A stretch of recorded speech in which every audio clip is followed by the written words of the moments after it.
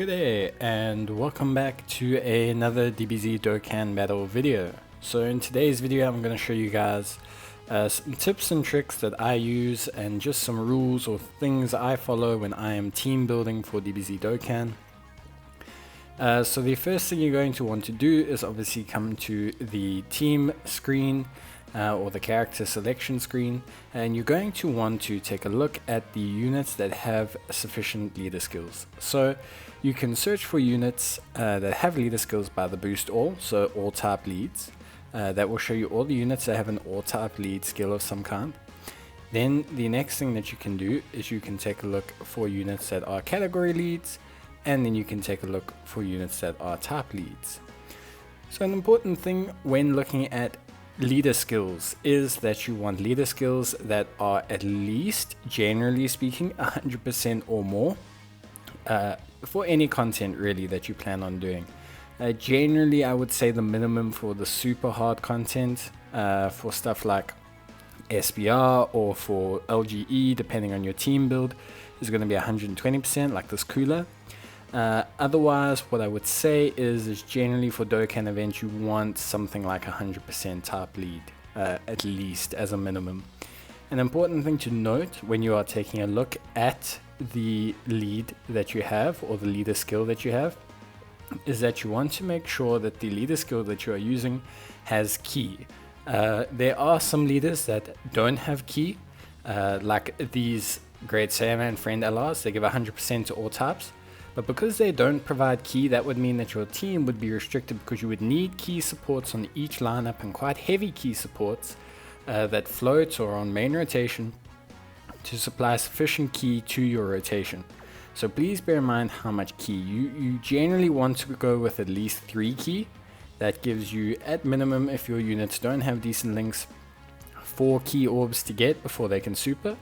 Otherwise, you're going to realistically want to go with as much key as possible. 2 key leads can work if your team has great synergy or all have at least 1 key link together. That way they can at least benefit from each other. And then obviously we take a look at type leads, category leads, and we're going to go from there. So first thing we want to do is identify a lead. So let's just say I just bought this Dbz and Dbz, and I realized they're a good Majin Buu Saga lead. So I decide I want to make a Majin Buu Saga team. So once we choose our lead, we then want to go obviously search for cards that fall in that category. If you are going with a type lead, similarly you want to look for cards that fall under that type. One thing you do want to keep in mind whenever you are building a team is what you are building the team for. Are you building it for LGE, SBR? What content are you building it for? That's going to decide how you change your team lineup. Let's say you're building for LGE, you might want some defensive stacking units. So let's take a look at units that can defense stack under the Majin Buu Saga category. Maybe we want to get some supports in there. Maybe we're doing SBR. Maybe we're just doing Dokkan events and we want to get some high numbers with our cards. Maybe we're doing showcases like I do, and we're trying to show the cards off a little bit more than we usually would because we're trying to see their minimum and maximum ranges. These are things that you're going to want to take a look at when you are building your team. Like, for example, in my Majin Buu Saga team, I'm taking a look at what kind of cards I can run as supports. What kind of cards do they support and what categories do they support? So now we've taken a look at the Majin Buu Saga, we want to start building our team from the ground up. So generally what happens in Dokkan is you have what's called rotations. You will have rotations that have 2 main units on each rotation. How it works is the first 2 units in the turn will be back 2 turns later, the 3rd unit will be back 3 turns later. I know that's a little bit confusing to hear out loud. Basically, the first 2 cards in your rotation are rotation A, and in the next turn, the 2 cards that are first up are rotation B. When you are building a team, it's important to bear in mind whether you're going to keep stable rotations or not. Generally, you do keep somewhat of a stable rotation because you're relying generally on some units to do a lot of the work. For example, this LR Majin Buu, you're going to want up every turn. Prepare to have him as a main rotation. I'm building for my LGE team here, and I notice that Majin Buu, he raises defense on his 18 key. So I'm going to put him into the team, and I have him as my first rotation because he is stacking defense. I want him out every single turn. I decide as a player that that is an imperative part of my preparations for my LGE team. The next thing that I'm going to do is choose my second unit for my second rotation. I notice that Candy Vegeta also stacks defense per turn. So what I'm going to do is I'm going to take Candy Vegeta.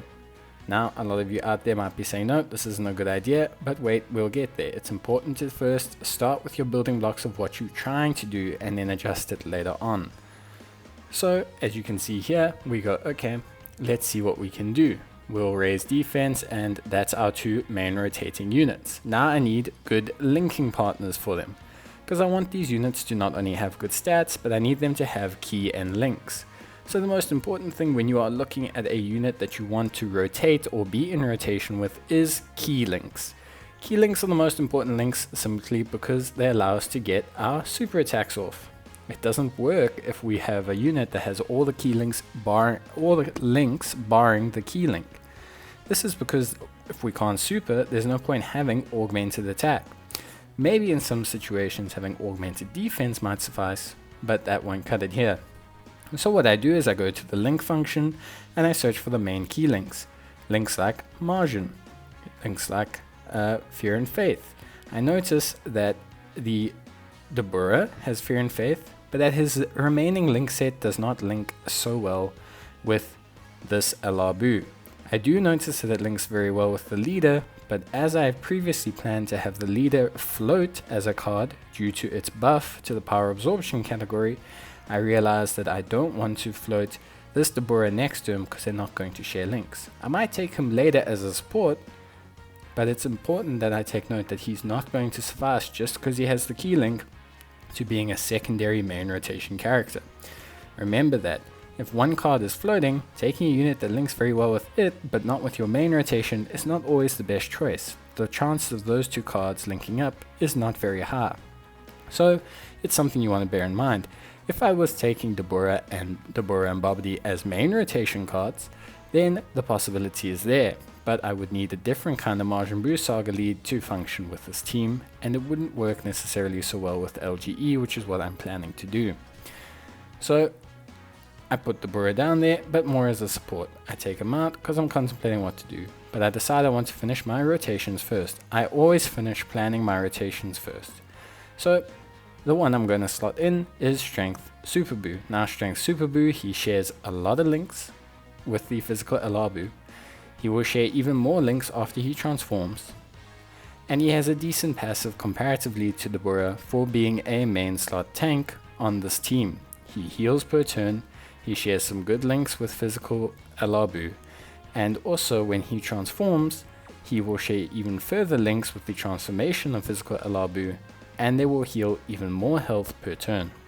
Please note, whenever you are choosing cards, to always read the passive. You will notice that I'm extensively looking at the card, reading its passive, reading what it does, evaluating the links. These are the processes you want to take when you're building a team. I know these cards will fit under my leader skill. I have chosen a category that has them under the leader skill. So now it is just the finer detailing points like links and passives. So I'm here, I'm checking how my links and passives are going. I've decided Strength Buu is definitely the main rotation option for me under this Majin Buu Saga lead. Now, I realize when I look at Candy Vegeta that he may be a little bit difficult. Okay, he shares key links with a lot of units, but he shares varying key links. A lot of units will have two consistent key links. That means that some of these units will have things like shocking speed and maybe shocking speed and maybe over in a flash. Other units may have prepared for battle and fear and faith, or fear and faith and margin is common on margin units. When I take a look at this Candy Vegeta here, I notice that okay, he's sharing key links, but he's not sharing more than one key link with any real unit. So the problem with this is that I sit here and I think, okay, well, you know, getting a key link's fine, but he's got a lot of key links. Those key links don't link up very well with units. He can link with a couple Majin Buu Saga units. He may be better as a floating option. You may realize that some units who have a lot of varying key links, so they don't become great main rotation units, can share enough key links with so many varying units that they become actually a super reliable floater. So I may decide to then run him as a floater. Later on I don't do this, but it's something you can factor in. If a unit at least shares a key link with the main rotation, generally it's okay to run them as a floater. Your floaters don't need to have the best link pairing. They're popping up 1 every 3 turns, but they need their key link at least so that they can super attack. Because most times your floaters will either be supports, utility cards, or cards you're going to slot in to rotations every once in a while. For example, we'll talk about it later, how the Tech SSG Goku has a reduction ability against movie bosses, so sometimes you take him on a team to see how he performs. But we'll take a look here. So we're obviously taking a look through Candy Vegeta. We're taking a look at all of his options that he has. We've decided just now that we're not going to take Candy Vegeta, and the reason being is his links, although versatile and providing key with multiple units, don't provide enough key with the units we want to take, and because of that, it's not a rotation that we want to do.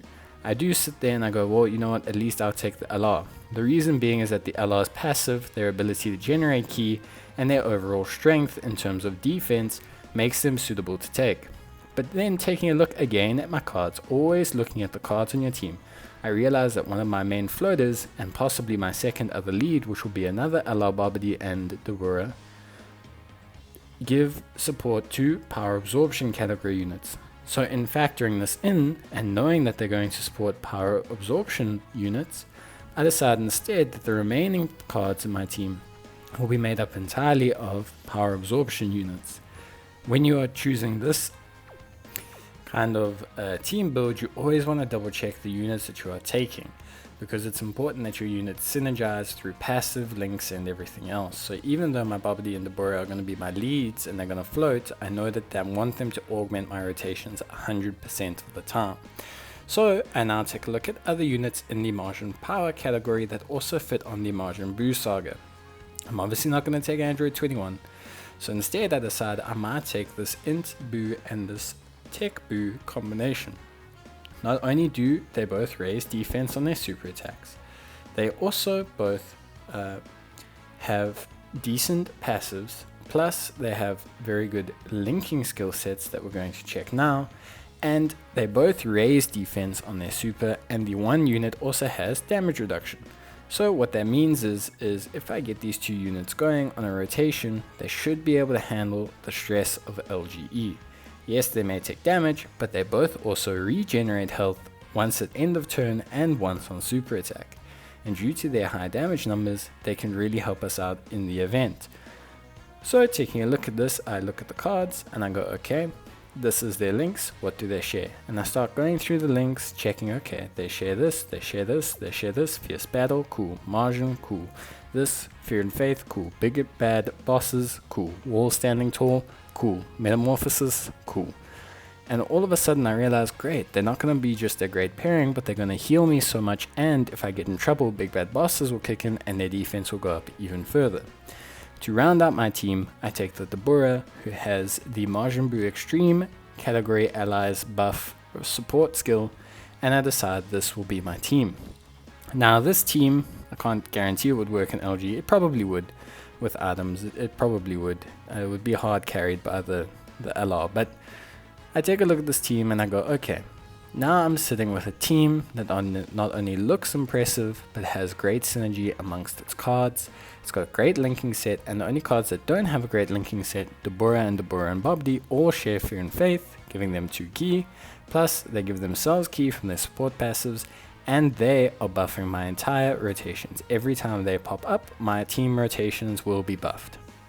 So that for me is a good team build. Similarly, I will show you a team build whereby we have 2 different leads, we have a variety of cards, and we'll take a look like Pure Saiyans. So first I gotta find the category, which is probably the most difficult thing to do for me half the time, because I just do not have the photographic memory needed to facilitate knowing where these card categories are.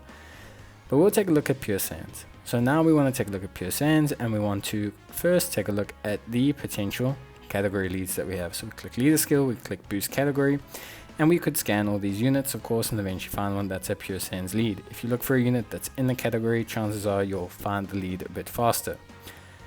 Now I can take a look at this Vegeta, and I notice that his lead is, for example, HP and defense 170% and attack of 130%.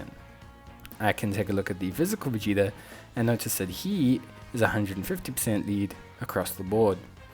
Now, depending on how you want to build it, if I'm building for SBR or maybe I'm building for LGE, I might prefer the high defense and health if I'm having a lineup that also struggles with tanking. However, maybe my lineup is brilliant at tanking, therefore I don't need such a high HP and defense, and instead might take the extra 20% attack. Sometimes I may even mix it up and just take both, depending on how my team build is. So not too worried about that, but here we're building a team for, let's say, an SBR. So you can see that I sit there and I go, okay, well, I want the Vegeta and Goku Angel card.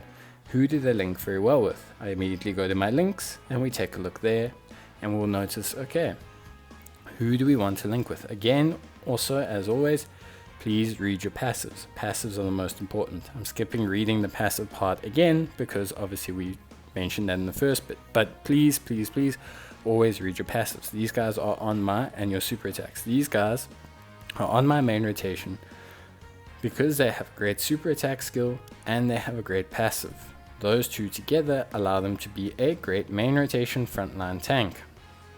Now, secondly, I'm starting to look at who do they link with, who they share the most important links, starting with, of course, our key links. As we mentioned before, our key links are our most important links in our cards, and we need to make sure that they have adequate key links. Now, maybe a card might share 2 key links with another card, and one card may only share 1 key link with this card, in this case the Int Vegeta or the Int Goku and Vegeta Angel card. But as I mentioned before, as long as a unit has 1 key link, and if they have a key generating system, you can always facilitate taking them instead of another card, as long as you can guarantee they have enough key. So as we sit here, we take a look through all the units and we say, okay, well, we're going to take the Int Vegeta. So we take the Int Vegeta, and then we're going to look at the SS4. It's a lot easier than the Angel Goku and Vegeta, but we're going to take a look at the SS4. His best linking partner is the SS4 Goku LR, but we'll scan his links and we double check everything, of course. And yeah, I mean, look, if you don't want to go through all this link nonsense and all of that, you can always just go to a great website that I use, Dbz Documental Builder, and you can select your units and it'll tell you immediately how many links they share. It does struggle with transformations. It won't show you how much that unit will share in the transform state.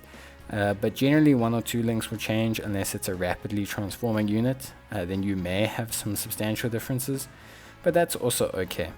You can facilitate those on your own. Now we've got our main rotations. We're sitting here and we're going, okay, well now I need a support. So what kind of support would I like to take? Well, if I'm entering SBR, I might take Turles. Turles has the ability of a decent chance of stunning on a super attack. He gives attack and key to the entire rotation, which is good, and he also has a 25% to transform, giving us health and making himself a lot more defensive and with a higher chance to stun. I might also argue for Paragus and Broly. They lower attack, which is really good. They give attack, key, and defense to the entire rotation, and also when fighting pure sands they gain an attack buff. Now if I look at the stage, and you can check online who you fight, especially in anything beyond the first 10 rounds of SBR. You can check online and see who you fight. Maybe I fight a whole bunch of Saiyans, so maybe I'd take them. Similarly, I'm now in SBR. Maybe in the pure Saiyan SBR, there's a movie boss's enemy. Now if there's a movie boss's enemy, I might take this Tech Goku. The reason being is Tech Goku seals, but also gains 77% damage reduction when fighting a movie boss's enemy. He also creates rainbow orbs, so there's a lot of different ways you can build a team. You don't always take supports, especially for SBR. You don't always take Turles, you don't always take Broly and Paragus because, oh well, they're SBR, they're units, that support my team and they can make my team better. Yeah, for sure, but you can always take something like this Tech Goku, who you might slot in against movie bosses enemy. You might enjoy having his seal active when you're fighting 1 or 2 enemies. So for SBR, remember, it's always the content you're doing. If you're doing LGE, if you're doing SBR, if you're doing any kind of content, always keep in mind, what content am I doing? Who might I be fighting in the stage? Am I always fighting Gokus? Am I doing the Infinite Dragon Ball History Goku family? Will I want units that are good against Goku family, or Pure Saiyans, or Hybrid Saiyans? Who are you fighting? What are you fighting? What kind of content are you doing? It's all very important. You can always search by super attack, by lowering, raising defense, sealing, stunning. So all the tools are there to check everything.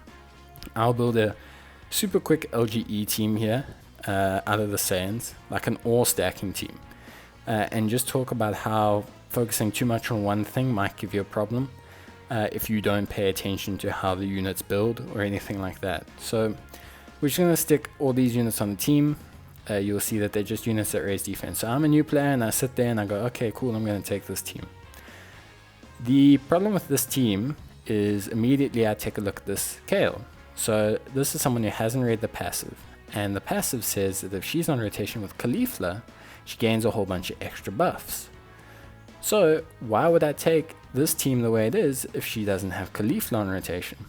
Now I switch out the Lord and Savior Sugesh for Caulifla, and all of a sudden Caulifla and Kale give each other a whole bunch of buffs. Now Kale does buff the Pure Saiyan Saga, which is great for my floater units, and yes, Caulifla does gain strength only per Universe 6 category allies, but with the Kale on rotation and the stacking defense, she should be perfectly fine.